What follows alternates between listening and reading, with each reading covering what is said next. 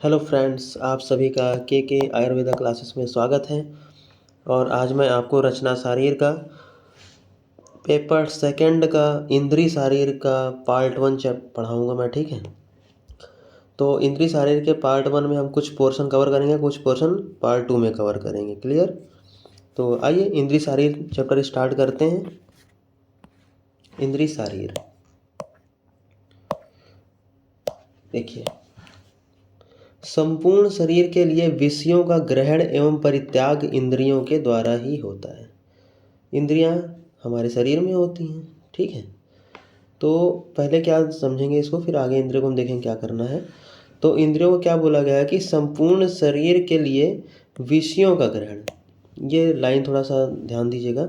संपूर्ण शरीर के लिए विषयों का ग्रहण एवं परित्याग, विषयों का ग्रहण एवं परित्याग किसके द्वारा होता है? इंद्रियों के द्वारा ही होता है, ठीक है। कोई भी विषय है उसका ग्रहण हम इंद्रियों के द्वारा करते हैं, उसका परित्याग भी इंद्रियों के द्वारा ही करते हैं। क्लियर? नेक्स्ट क्या है? कोई भी कार्य करने वाला प्रत्यंग या किसी वस्तु का सार भार प्राप्त करने वाला प्रत्यंग ही क्या है? इंद्रिय कहा गया है, ठीक है। जैसे कोई भी कार्य करने वाला प्रत्यंग होता है या किसी वस्तु का सार भार होता है, उसको प्राप्त करने वाला प्रत्यंग क्या कहलाता है? इंद्रिय कहलाता है। क्लियर? इंद्रिय कहलाता है। अब इंद्रिय शब्द की पहले हम निरुक्ति देख लेंगे, ठीक है। तो इंद्रिय शब्द की निरुक्ति क्या है? इंद्र आत्मा तस्य साधनम इंद्रियम। आधी लाइन की है ये, ठीक है, याद कर लीजिए, आधी लाइन की है। क्या लिखा हुआ है? इंद्र आत्मा तस्य साधनम इंद्रियम। क्लियर? आत्मा की सत्ता का ज्ञान कराने वाले साधन को इंद्रिय कहा जाता है। क्या बोला गया है? ये पिन पॉइंट है, आत्मा की सत्ता का। क्लियर? आत्मा की सत्ता का ज्ञान कराने वाले साधन को हम क्या कहते हैं? इंद्रिय कहते हैं, ठीक है। आत्मा की सत्ता का ज्ञान कराने वाले साधन को इंद्रिय कहते हैं। अब ये इंद्रियों की उत्पत्ति हुई कैसे? तो एक चार्ट हमने बनाया है, उसको देख लीजिए। क्या है चार्ट? सबसे पहले क्या होता है? अव्यक्त। अव्यक्त से क्या बना? महान। फिर महान से अहंकार। अब अहंकार से 3 चीज़ें निकल के आती हैं। क्या क्या? एक सत्व निकल के आएगा, एक राज निकल के आएगा, एक तामस निकल के आएगा, ठीक है। तो ये क्या हो जाएगा?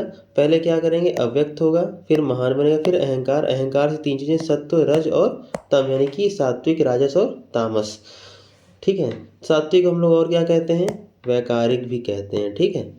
राजस को ये हो गया तेजस, ठीक। और फिर ये भूतादि हो जाएंगे, तामस को भूतादि बोलते हैं, ठीक है। तो अब यहाँ पे ये देखना है कि इंद्रियों का निर्माण हुआ कैसे। तो इंद्रियों का निर्माण कैसे हुआ? वैकारिकी और तेजस, 2 चीज़ों को मिलाकर क्या बनती हैं? 11 इंद्रियाँ बनती हैं। 11 इंद्रियाँ, 5 कर्म इंद्रियाँ, 5 ज्ञान इंद्रिय यानी कि बुद्धि इंद्रिय, और 5 कर्म इंद्रिय, और एक क्या होती है? उभय इंद्रिय। टोटल कितनी इंद्रियाँ हो गई? 11 इंद्रियाँ हो गई, ठीक है। 5 ज्ञान इंद्रिय हो गई, 5 कर्म इंद्रिय हो गई, और एक उभय इंद्रिय हो गई, ठीक। अब इधर देखेंगे कि तेजस से क्या बना? 5 तन्मात्राएं बनी। 5 क्या बनी? तन्मात्रा। अच्छा, तन्मात्रा से क्या है? कौन कौन सी तन्मात्राएं होती हैं? 5 होती हैं तन्मात्राएं। कौन कौन सी? शब्द, स्पर्श, रूप, रस, गंध, और सभी के आगे क्या लगा लेंगे? तन्मात्रा लगा लेंगे। तो क्या हो जाएगा? शब्द तन्मात्रा, स्पर्श तन्मात्रा, रूप तन्मात्रा, रस तन्मात्रा और गंध तन्मात्रा, ठीक है। फिर इनसे क्या होगा? 5 महाभूत बनेगा। अब ये 5 महाभूत कौन से होते हैं? आकाश, वायु, अग्नि, जल, पृथ्वी। या पहले से पढ़ते हुए चले आ रहे हैं। तो अभी यहाँ पे आपको किस चीज़ का ज्ञान प्राप्त हुआ कि हमारी इंद्रियाँ कितनी होती हैं? 11 इंद्रियाँ होती हैं, जिसमें से 5 ज्ञान इंद्रियाँ होती हैं, 5 कर्म इंद्रियाँ होती हैं, और 5 एक क्या होती है? उभय इंद्रिय होती है। क्लियर? आइए आगे देखते हैं। तो सबसे पहले हम क्या देखेंगे? 5 ज्ञानेंद्रियों को। तो ज्ञानेंद्रियाँ कौन कौन सी होती हैं भाई? श्रोतेंद्रिय। श्रोतेंद्रिय का काम क्या होता है? सुनना होता है। श्रोत मतलब क्या होता है? सुनना। तो पहली क्या हो जाएगी? श्रोतेंद्रिय हो जाएगी। फिर स्पर्श इंद्रिय। स्पर्श का मतलब क्या होता है? टच। स्पर्श का मतलब क्या हो जाएगा? टच हो जाएगा, ठीक है। फिर क्या? चक्षु इंद्रिय। चक्षु का मतलब क्या होता है? आँख मतलब कि देखना। चक्षु इंद्रिय का अर्थ क्या हो जाएगा? देखने से लिया गया है, ठीक है। फिर क्या बोला गया? रसनेन्द्रिय। रसन का मतलब क्या होता है? रसना का मतलब टेस्ट। क्या हो जाएगा? टेस्ट हो जाएगा। फिर बोला क्या है? घ्राणेन्द्रिय। घ्राणेन्द्रिय का मतलब क्या होता है? सूंघना यानी कि स्मेल, यानी कि स्मेल। तो ये हमने 5 ज्ञानेंद्रियों को देखा कि हमारी वो 5 ज्ञानेंद्रियाँ कौन कौन सी होती हैं। तो पहली हो गई आपकी श्रोत इंद्रिय हो गई, दूसरी स्पर्श इंद्रिय हो गई, तीसरी चक्षु इंद्रिय हो जाएगी, चौथी रसनेन्द्रिय हो जाएगी, पांचवी घ्राण इंद्रिय हो जाएगी। तो इन पांचों इंद्रियों के नाम अच्छे से कंठस्थ कर लीजिए। ये सब क्या है? मोस्ट इम्पॉर्टेंट होते हैं, ठीक है। ज्ञानेंद्रिय, कर्मेंद्रिय, उभयेंद्रिय क्या है? मोस्ट इम्पॉर्टेंट है। इनका प्रयोग आप हर जगह करेंगे, ठीक। जैसे कि आप पदार्थ में करेंगे, क्रिया में भी करेंगे और रचना में तो कर ही रहे हैं, संहिता में भी करेंगे, ठीक है। तो कई जगह इसका रोल है, तो ये ध्यान दीजिएगा, ठीक है। ये 5 ज्ञानेंद्रिय। अब इनके 5 ज्ञानेंद्रियों के विषय देखेंगे। 5 ज्ञानेंद्रियों के विषय। तो पहला क्या होगा? आपका श्रोतेंद्रिय है, तो श्रोतेंद्रिय से क्या हो जाएगा?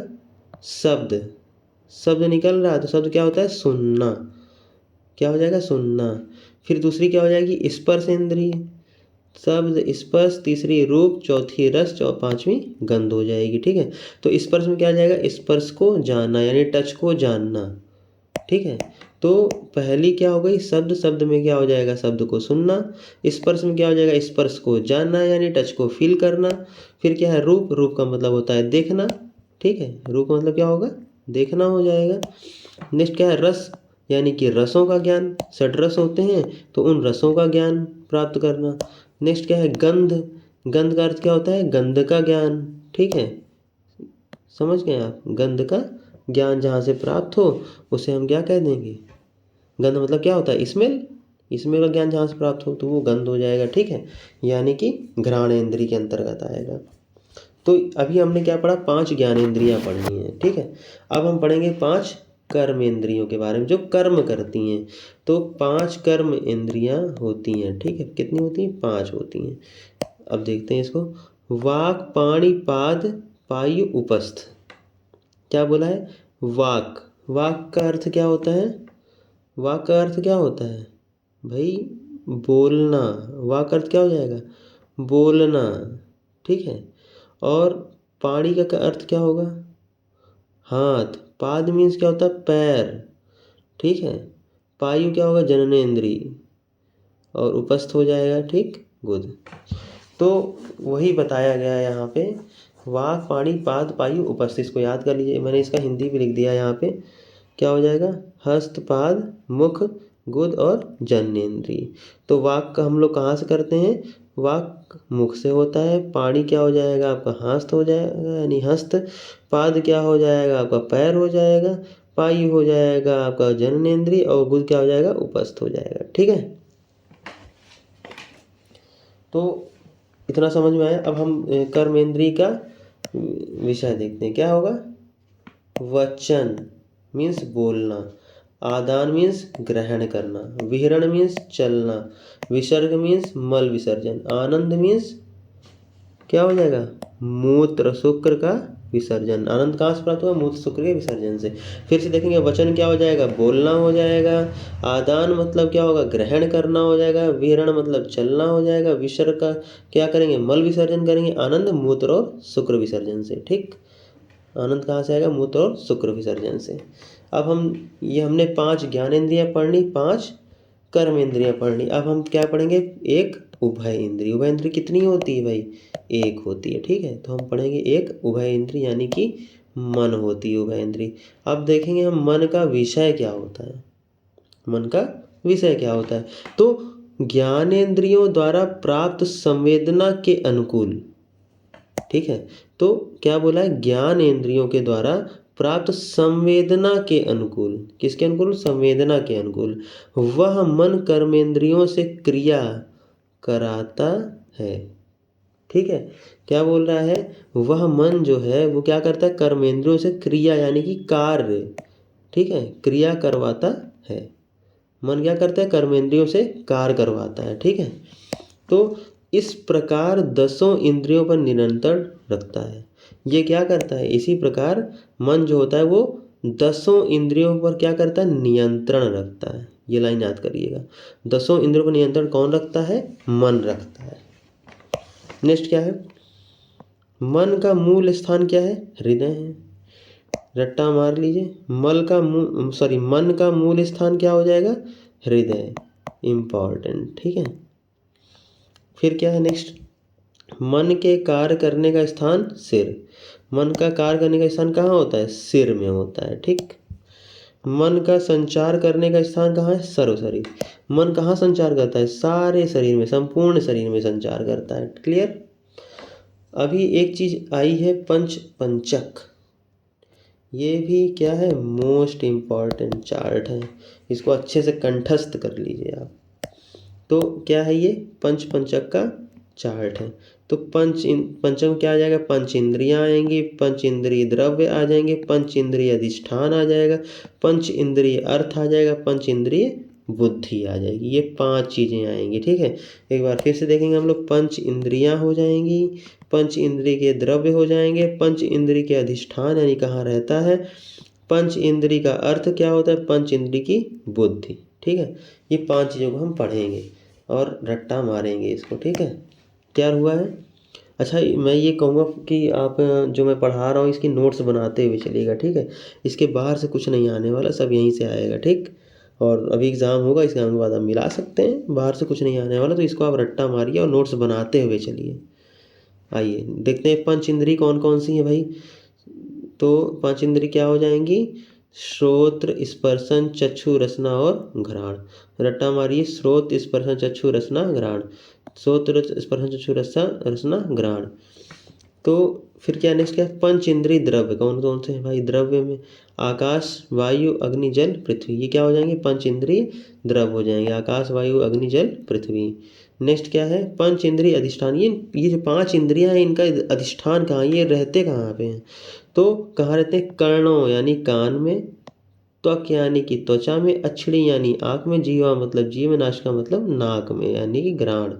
तो कर्णों त्वक अक्षिणी जीवा नासिका, ये 5 इंद्रिय का अधिष्ठान कहाँ है, कर्णों त्वक अक्षिणी जीवा नासिका, ठीक है। अच्छा, ये 5 इंद्रियों का अर्थ क्या होता है, अभी हम लोग ऊपर थोड़ी देर पहले पढ़े हैं 5 इंद्रियों के अर्थ क्या होंगे। तो क्या होगा, शब्द स्पर्श रूप रस गंध, ये 5 इंद्रियों के अधिष्ठान है, शब्द स्पर्श रूप रस गंध, ये 5 इंद्रियों के अधिष्ठान है, सॉरी अर्थ है पंच इंद्रिय के। क्या होगा, शब्द स्पर्श रूप रस गंध होगा। अब पंच इंद्रिय बुद्धि क्या होगी, तो बुद्धि में क्या आ जाएगा, शब्द का ज्ञान आ जाएगा, स्पर्श का ज्ञान आएगा, रूप का ज्ञान आएगा, रस का ज्ञान आएगा और गंध का ज्ञान आएगा। तो क्या है, शब्द स्पर्श रूप रसगंध मीन्स कि जस्ट पंच इंद्री जो है, ये वाला जो अभी बताया ना पंच इंद्री, ये वाला, तो पंच इंद्री में यहाँ पे बस केवल बुद्धि इंद्री में क्या कर देंगे, ज्ञान लगा देंगे। पंच इंद्री बुद्धि में क्या कर देंगे, उसके आगे ज्ञान लगा देंगे। जैसे पंच इंद्री अर्थ में क्या था, शब्द स्पर्श रूप रसगंध था, लेकिन पंच इंद्री बुद्धि में क्या हो जाएगा, शब्द ज्ञान, स्पर्श ज्ञान, रूप ज्ञान, रस ज्ञान और गंध ज्ञान, सबके आगे ज्ञान लग जाएगा। ये बहुत इंपॉर्टेंट चार्ट है, इसको रट लीजिए अच्छे से। अब हम देखते हैं 5 इंद्रियों का, सॉरी ज्ञानेंद्रियों का वर्णन देखते हैं, ठीक है। 5 ज्ञानेंद्रियों का वर्णन क्या होगा, श्रोत मतलब ईयर्स से, स्पर्शन कहाँ से होता है, स्किन से होता है, चक्षु मतलब आईज से, रसना यानी कि टंग से, घ्राण मतलब नोज से है, ठीक है। तो ये सारे क्या है, नाम है। स्रोत का क्या हो जाएगा, ईयर हो जाएगा, सुनते कहाँ से, ईयर से, स्पर्श कहाँ करते हैं, स्किन से करते हैं। अच्छा, देखते कहाँ से, चक्षु यानी कि आई से देखते हैं, रसना यानी कहाँ से देखते हैं, टंग से, घ्राण कहाँ से, नोज से, ठीक है। सूंघने का नोज से होता है। अभी क्या पढ़ना है हमें, श्रोत्र। पहला जो है वो क्या है, श्रोत्र है। पहली ज्ञानेंद्रिय क्या होती है, श्रोत्र होती है। तो हम श्रोत्र के बारे में देखेंगे, ठीक है। श्रोत्र का मतलब क्या होता है, सुनना। मैं यहाँ पे लिख देता हूँ, क्लियर। श्रोत्र का मतलब क्या होता है, सुनना। तो अब सुनने का पर्याय देखेंगे क्या होता है, कान, कर्ण, श्रुति, श्रवणेन्द्रिय, श्रोतेंद्रिय, ठीक है। जो मेन पेन है पर्याय मैं वही लिखा हूँ, ध्यान दीजिएगा। क्या है, कान, कर्ण, श्रुति, श्रवणेन्द्रिय और श्रोतेंद्रिय, ये क्या है, पर्याय हैं श्रोत्र के। अच्छा, एक इसका श्लोक है छोटा सा, क्या है, द्वे कर्ण सस्कुलिके, दो कर्ण पुत्र को, क्या है, द्वे कर्ण सस्कुलिके, दो कर्ण पुत्र को। किसके अनुसार? आचार्य चरक शास्त्र के अनुसार। तो क्या है, आचार्य चरक ने वाह्य प्रत्यंगों का वर्णन करते समय दो कर्ण सस्कुली यानी कर्णपाली तथा दो कर्ण पुत्रक बताए हैं। अब जो आचार्य चरक थे हमारे, तो आचार्य चरक ने क्या बोला है, कहा है कि जो वाह्य प्रत्ययों का वर्णन करते समय उन्होंने कहा है कि दो कर्ण, क्या दो कर्ण क्या होते हैं? सस्कुली, दो कर्ण सस्कुली होते हैं तथा दो कर्ण जो है वो क्या है? कर्णपुत्रक हैं। बाकी जो दो कर्ण बचे हैं वो क्या है? तो कर्णपुत्रक हो जाएंगे। ठीक है, इनको बताया गया है। ठीक, नेक्स्ट श्लोक क्या है?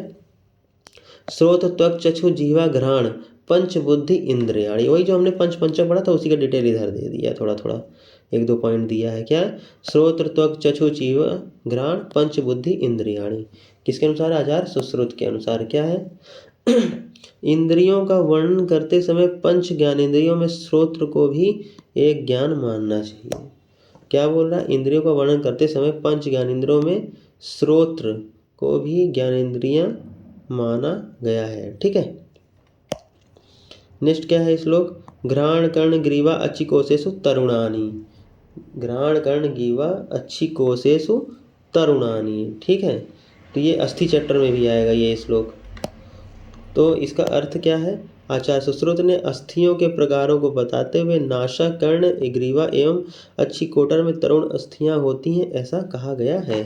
क्या कहा गया है भाई? घ्राण कर्ण ग्रीवा अच्छी कोशिशु तरुणानी। ठीक है, तो आचार्य सुश्रुत कहते हैं कि अस्थियों के प्रकारों को बताते हुए नासा कर्ण ग्रीवा अच्छी कोटर में तरुण अस्थियां होती हैं। क्या होती हैं? तरुण अस्थियां होती हैं ऐसा कहा गया है। क्लियर? नेक्स्ट क्या आता है? स्पर्श यानी कि टच यानी कि फील। तो स्पर्शन कहाँ से? त्वचा से होता है। ठीक है, तो परिभाषा क्या है इसकी? संपूर्ण शरीर के अंग प्रत्यंगों को बाहर से आवृत यानी कि ढकने, तो आवृत करने वाला एवं शरीर में सर्वप्रथम दिखाई देने वाला अंग क्या है? त्वचा है। क्या बताया गया है? जो त्वचा है वो शरीर के अंग प्रत्यंगों को बाहर से आवृत करता है। हमारे शरीर के अंदर जो अंग प्रत्यंग उनको क्या करता है? बाहर से आवृत करता है यानी कि ढकने का कार्य करता है। ठीक है, संपूर्ण अंग प्रत्यंगों को क्या करता है? बाहर से आवृत यानी कि ढकने का कार्य करता है। एवं शरीर में सर्वप्रथम दिखाई देने वाला क्या है? त्वचा है। शरीर में सर्वप्रथम दिखाई देने वाला त्वचा है। ठीक है, अच्छा एक क्वेश्चन ये भी है कि हमारे शरीर की जो सबसे बड़ी सबसे बड़ा ऑर्गन क्या है? वो स्किन ही है, त्वचा। सबसे बड़ा लार्जेस्ट ऑर्गन क्या हो जाएगा? Largest organ of the body क्या होगा? स्किन। ठीक है, स्किन सबसे बड़ा लार्जेस्ट ऑर्गन है। ठीक, सबसे बड़ा ऑर्गन है। अच्छा, अब इसकी उत्पत्ति देख लेते हैं क्या है। जैसे दूध के उबलने से मलाई बनती है। बहुत अच्छा एग्जाम्पल, अति सुंदर। क्या बोला? जैसे दूध के उबलने से क्या बनता है? मलाई बनती है। सब लोग खाएं बचपन में। उसी प्रकार निश्चित रूप से प्रवृत्त हुए शुक्र शोणित के अधिपाच से त्वचा बनती है। सेम जैसे दूध के उबलने से मलाई बनती है, सेम उसी प्रकार निश्चित रूप से प्रवृत्त हुए शुक्र शोणित के अभिपाच से क्या बनती है भाई? त्वचा बनती है। अभिपाच से त्वचा बनती है। ठीक है, अच्छा त्वचाओं की संख्या कितनी होती है? ये 7 होती है। इनकी संख्या कितनी होती है? 7। स्वरूप देखेंगे क्या होगा? त्वचा मृदु होती है, कठिन होती है, खुरदरी होती है, अल्प केश युक्त होती है, अधिक केश युक्त होती है, या रोगमुक्त होती है, स्निग्ध होती है, रुक्ष होती है, स्वभावतः शीत या उष्ण, पतला या मोटा। इतना स्वरूप होता है। फिर से देखेंगे एक बार। त्वचा जो होती है मृदु या कठिन हो जाएगा, खुरदरी अल्प केश युक्त होती है, अधिक केश मुक्त होती है या रोग मुक्त होती है, स्निग्ध रुक्ष होगा, स्वभावता होगा, शीत या उष्ण होगा। ठीक है, पतली या मोटी होती है। क्लियर? अब हम बात करेंगे वर्ण की, यानी उसका कलर। यह त्वचा कृष्ण श्याम रक्त पीत ऐसे विभिन्न वर्णों की होती है। त्वचा जो है हमारी, उसका कोई रंग तो निश्चित है नहीं भाई इसी रंग की त्वचा होगी, ऐसा कुछ निश्चित नहीं है। तो क्या कृष्ण वर्ण की भी हो सकती है, श्याम रंग की भी हो सकती है, रक्त पित्त भी हो सकती है, सॉरी पीत भी हो सकती है, रक्त भी हो सकती है। ठीक है, तो विभिन्न वर्णों की हो सकती है, विभिन्न वर्णों की हो सकती है। फिर क्या बोला है? भेद। पार्ट यानी कि भेद। अच्छा, चरक बोलते हैं, चरक के अनुसार त्वचाएं 6 प्रकार की होती हैं। अच्छा, चरक के अनुसार त्वचाएं कितने प्रकार की होती हैं भाई? 6 प्रकार की होती हैं चरक के अनुसार। फिर क्या है, पहली त्वचा कौन सी होती है? उदक धरा, उदक धरा, ठीक है, इम्पॉर्टेंट, ठीक है। तो पहली त्वचा क्या हो जाएगा भाई? उदक धरा हो जाएगा। दूसरी क्या हो? अस्रक धरा। तीसरी सिद्ध किलास। चौथी दद्रुकुष्ठ। पांचवी अलजी विधृति। षष्ठी क्या हो जाएगी अभी बताएंगे इसका डिटेल। तो अस्रक धरा क्या होता है? यह रक्त को धारण करती है। अस्रक धरा जो है वो रक्त को धारण कर लेती है, ठीक है। तो यह सिद्ध व किलास रोगों को धारण करती है। अब ये दूसरी त्वचा जो है ये क्या करती है? सिद्ध और किलास दोनों रोगों को धारण करती है, ठीक है। दोनों क्या करती है? रोगों को धारण करती हैं। फिर क्या है? यह दद्रु व कुष्ठ की उत्पत्ति का स्थान है। दद्रु कुष्ठ क्या है? यह दद्रु और किसका? दद्रु व कुष्ठ का उत्पत्ति स्थान है ये। नेक्स्ट, अलजी विधृति। यह अलजी व विधृति की उत्पत्ति का स्थान है, ठीक है।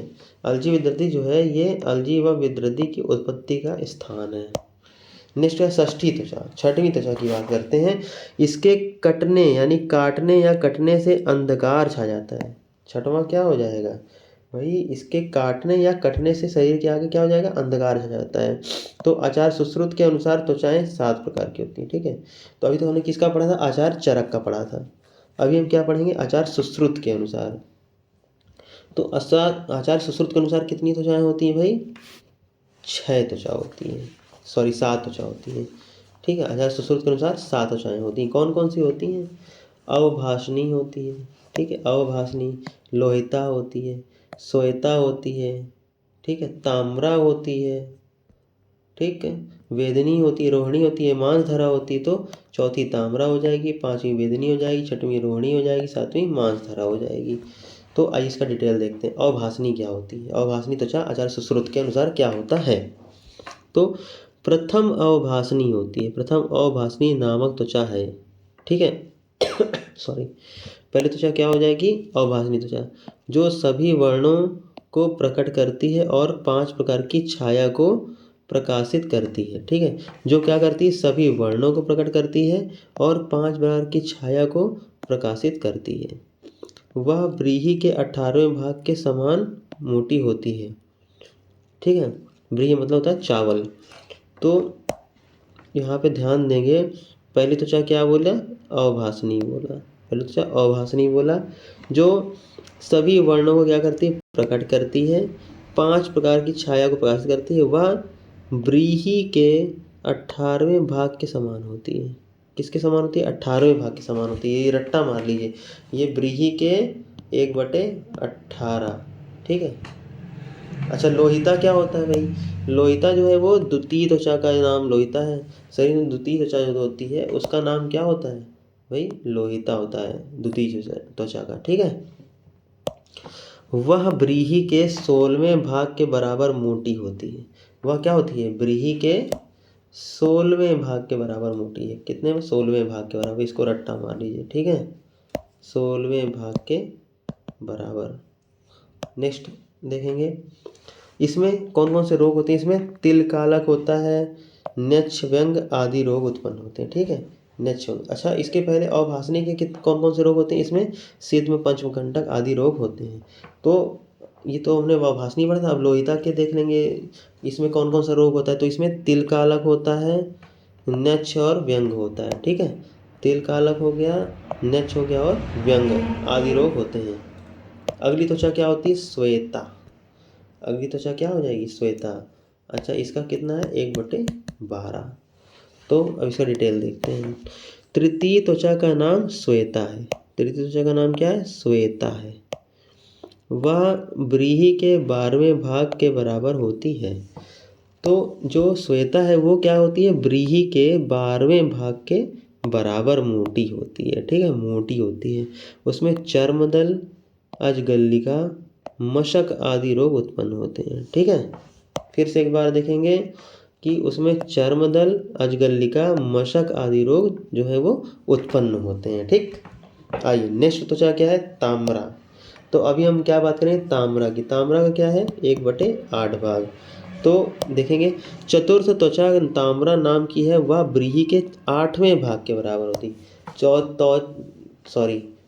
चौथी त्वचा क्या है, ताम्रा है, जो व्रीहि के 8वें भाग के बराबर होती है। ठीक है, उसमें अनेक प्रकार के किलास और कुष्ठ रोग होते हैं। कौन कौन से रोग होते हैं भाई, अनेक प्रकार के किलास रोग होगा या तो कुष्ठ रोग होगा। ठीक है, वेदनी क्या है, 5वीं त्वचा। तो वेदनी जो होती है वो किसके बराबर होती है, 5वें भाग के बराबर होती है अपनी, 1/5 आपने, ये 5वें भाग के बराबर होती है। क्या क्या होगा, पंचम त्वचा का नाम वेदनी है। पंचम त्वचा का नाम क्या है, वेदनी है। वह व्रीहि के 5वें भाग के बराबर होती है। फिर से अंडरलाइन करेंगे, ये व्रीहि के 5वें भाग के बराबर होती है। ठीक है, इसमें कुष्ठ और विसर्प रोग होते हैं। इसमें कौन कौन से रोग हैं, कुष्ठ होगा और विसर्प रोग होगा। क्लियर, अंडरलाइन करते हैं, इसमें कुष्ठ और विसर्प रोग होता है। ठीक है, याद करते हुए चलिए अच्छे से। अभी हम देखेंगे क्या है, रोहिणी। रोहिणी क्या होगी, षष्ठी त्वचा का नाम क्या है, रोहिणी है। कौन सी त्वचा, षष्ठी त्वचा का नाम। वह व्रीहि के बराबर मोटी होती है, यानी कि व्रीहि के बराबर 1 यानी इक्वल होती है, 1=1, व्रीहि के बराबर मोटी होती है। इसमें ग्रंथि, अपची, अर्बुद, स्लीपद और गलगंड आदि रोग होते हैं। ठीक है, इसमें क्या होता है, ग्रंथि होगी, अपची होगी, अर्बुद होगा, स्लीपद होगा और गलगंड आदि रोग उत्पन्न होते हैं, आदि रोग उत्पन्न होते हैं। अभी हम क्या देखेंगे, मांसधरा। तो सप्तमी मांसधरा नाम की त्वचा, भाई सप्तमी मांस जो है, मांसधरा नाम की त्वचा है। ठीक है, 7वीं में जो त्वचा है वो, सप्तमी में जो मांसधरा नाम की त्वचा है, ठीक है, इसकी मोटाई 2 चावल के बराबर होती है। इसकी मोटाई 2 व्रीहि के बराबर होती है, यानी 2 चावल के बराबर होती है। ठीक है, 2 चावल के बराबर होती है। इसमें भगंदर, विद्रधि, अर्श आदि रोग होते हैं। ठीक है, अब मांसधरा में कौन कौन से रोग होंगे, भगंदर होगा, विद्रधि हो जाएगी, अर्श आदि रोग उत्पन्न होते हैं। ठीक, आदि रोग उत्पन्न होते हैं। ये तो हमने सारी त्वचाओं के नाम पढ़े और उनका डिटेल पढ़ा। आचार्य चरक के अनुसार ही पढ़ लिया और आचार्य सुश्रुत के अनुसार ही पढ़ लिया। अभी हम देखेंगे कि भाई त्वचा का काम क्या है, इसको इतना इम्पोर्टेंस दिया जा रहा है तो इसका कुछ काम भी तो होगा। देखते हैं क्या काम है। तो पहला क्या है, स्पर्श ज्ञान, शीत उष्ण आदि का ज्ञान कराता है। ध्यान दीजिएगा, स्पर्श का ज्ञान जो है वो शीत उष्ण आदि का ज्ञान करवाता है। ठीक, फिर क्या है, शरीर की त्वचा तथा अंग प्रत्यंगों की सुरक्षा करना। अब शरीर में जो त्वचा अंग प्रत्यंग है, शरीर के अंग प्रत्यंग जो हैं उनकी क्या करना, सुरक्षा करना होगा। ठीक है, अंग प्रत्यंग की सुरक्षा करना होगा। नेक्स्ट क्या है, श्रवण करना। त्वचा की स्नेह ग्रंथियों से एक स्निग्ध द्रव पदार्थ का श्रावण होता रहता है, जिसमें त्वचा को स्निग्ध रखा जाता है। ध्यान दीजिएगा फिर से अच्छे से, क्या बोला है, श्रवण करना यानी। ठीक है, तो त्वचा की स्नेह ग्रंथियों से एक स्निग्ध द्रव पदार्थ का श्रावण होता है। ठीक है, कहाँ से होता है, इंद्रियों से एक स्निग्ध, त्वचा की स्नेह इंद्रियों से एक स्निग्ध और द्रव पदार्थ का श्रावण होता है, जिससे त्वचा को स्निग्ध रखा जाता है। जिससे क्या करते हैं, त्वचा को स्निग्ध रखा जाता है। ठीक है, नेक्स्ट क्या है, निस्मरण करना। निस्मरण करना यानी कि स्वेद रूपी माल का निस्मरण त्वचा के द्वारा होता है। ठीक है, स्वेद रूपी मल का निस्सरण जो है वो कहाँ होता है, त्वचा के द्वारा। स्वेद रूपी मल का निस्मरण त्वचा के द्वारा होता है। किसके द्वारा, त्वचा के द्वारा होता है भाई। नेक्स्ट क्या है, शोषण करना, सोखना, शोषण करना। तो त्वचा में स्थित असंख्य छिद्रों द्वारा, तो भाई त्वचा में क्या होता है, असंख्य छिद्र बने हुए, जो रोम जिसे कहते हैं हम लोग। ठीक है, तो असंख्य पोर्स जिसे भी कहते हैं। ठीक, तो असंख्य छिद्रों द्वारा त्वचा पर लगाए गए स्निग्ध और द्रव रूप द्रव का अनंत ग्रहण किया जाता है। ठीक है, क्या बोला है, शोषण करना, त्वचा में स्थित असंख्य छिद्रों द्वारा। त्वचा में जो छिद्र हैं, तो असंख्य छिद्रों द्वारा त्वचा पर लगाए गए स्निग्ध और द्रव रूप द्रव्य का अनंतः ग्रहण किया जाता है। एक बार फिर से देखेंगे इसको। शोषण करना, त्वचा में स्थित असंख्य छिद्रों द्वारा त्वचा पर लगाए गए स्निग्ध और द्रव रूप द्रव को अंततः ग्रहण किया जाता है। क्या करा जाता है? अंततः ग्रहण किया जाता है। ठीक है, तो आज का इंद्रिय शरीर का पार्ट 1 जो है वो लेक्चर समाप्त होता है। इसमें हमने क्या है कि 2 ज्ञानेंद्रियों को पढ़ लिया है। ठीक है, इसमें हमने 2 ज्ञानेंद्रियों को पढ़ लिया है। तो पहले